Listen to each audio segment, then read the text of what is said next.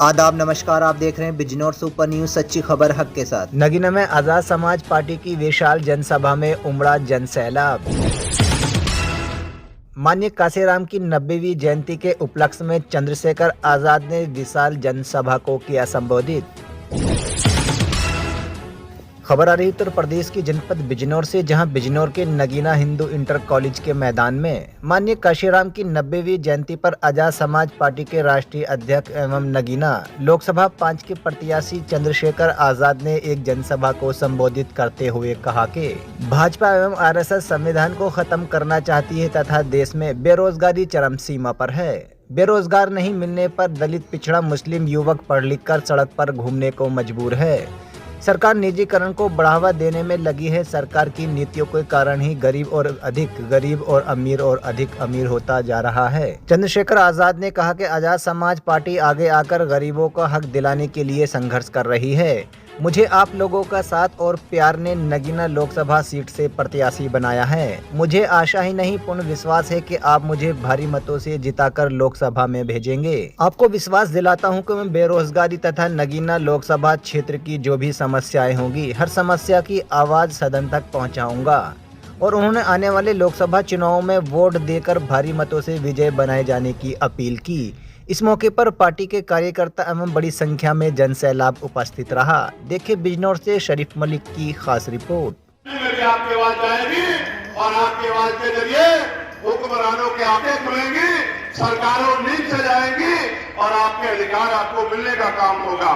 सम्मानित भाइयों बहनों, एक लंबी लिस्ट मैंने पढ़ी। ये सब लोग वो लोग थे जिन्होंने इस क्षेत्र में मेहनत की है, जिन्होंने इस क्षेत्र में काम किया है। बहुत सारी समस्याएं मेरे सामने रखी है, लेकिन मैं एक बात पर आपका ध्यान आकर्षित करना चाहता हूं। इस देश में दलितों, पिछड़ों, आदिवासियों, मुसलमानों, सिखों, जैन, बौद्धिकों के साथ जो हिंसा होती है, वो हिंसा कोई जरूरी हिंसा नहीं है, उसके पीछे एक साजिश है।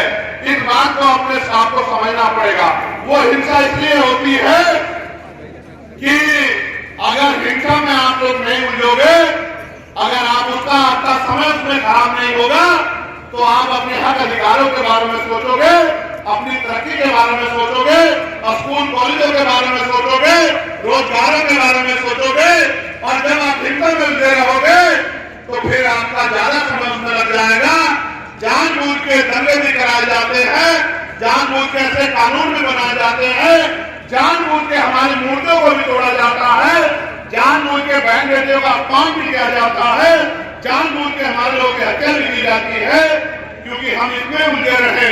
सुख सुविधाएं नहीं है, जिनके पास पहनने के लिए कपड़े नहीं है, जिनके पास रोजगार नहीं है, जिनके पास नौकरी नहीं है, जिनके पास जमीन नहीं है, जिनके पास उद्योग नहीं है, जिनके पास पीने के लिए साफ पानी भी नहीं है, उनकी आवाज बनने का काम भी हमें इस आंदोलन के माध्यम से करना है। हम लोग यहाँ करना चाहते हैं। एक बार आप उस पर गौर कर लो। यहाँ खो की समस्या है, यहाँ बाढ़ की समस्या है, यहाँ हॉस्पिटल की समस्या है। मेरे एक साथी थे सलीम सिद्दीकी, जब उनकी जान चली गई हार्ट अटैक से, तो उनके परिवार के लोगों ने मुझसे कहा कि चंद्रशेखर भाई, अगर यहाँ अच्छा हॉस्पिटल होता तो सलीम भाई जिंदा होते।